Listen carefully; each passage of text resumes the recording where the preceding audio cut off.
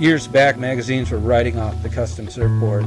Everything was going to be made in China or Thailand, you know, it's like custom surfboards did.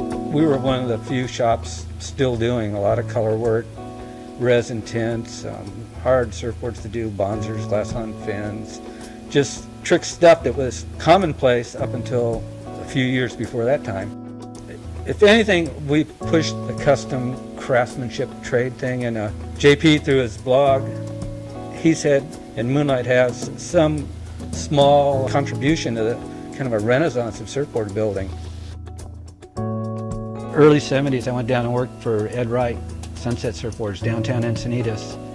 And that's where we started Moonlight. My good friend, the late Bill Castor, I'd been working a bit with him, and he'd offered me a full-time job when he heard Eddie was going to close down. He talked me into it. He goes, you know, you have such a good crew at Sunset, you can't break that up. I think you ought to go ahead and start a glass shop, which was basically talking me into competing with him. I went for it, and myself, Gary Stuber, Mark Donnellan, and Kenny Mann, we started the shop together, and all those guys are still working here, you know, 35 years later. I've done like laminating, everything in the surfboard thing, but what I like is color work, pinstriping, and airbrushing. That kind of was a good thing because I had to run the business too, and it's kind of one of the few things you can drop and answer the phone.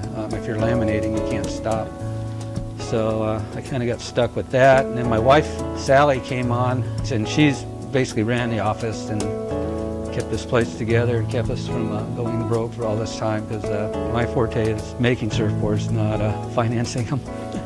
I was always, you know, doing art on surfboards from the 60s, drawing on them and everything, and it just kind of progressed. Started pinstriping them and painting them up. Worked beside Gary Brummett, who is just the best pinstriper ever at Surfboards Hawaii, and worked alongside John Breeden, the guy who pioneered most of the airbrush techniques at Rainbow Surfboards with Mike Henson. Learned color theory, airbrushing from him. You know, just pick up a little bit here and there.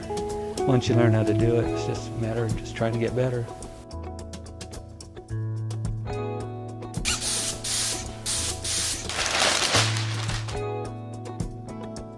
Surfboard factories, you know, companies are almost, you know, like a rock and roll band. You need all the elements to work together to make it right. Our crews work together really well. You know, everybody does their own thing, but it all meshes. We butt heads, but in the end, we end up making a good surfboard. I mean, it's not all like groovy, artsy-fartsy stuff. I mean, it's a dirty job, and it's a hard job, and it's you got to be there every day. I mean, you don't have to be the best guy, but if you're there and people can count on you, you know, it's going to get you a long way.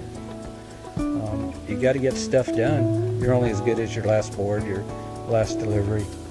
That's probably one of the secrets in life, is find something you enjoy, because you're going to have to be doing something.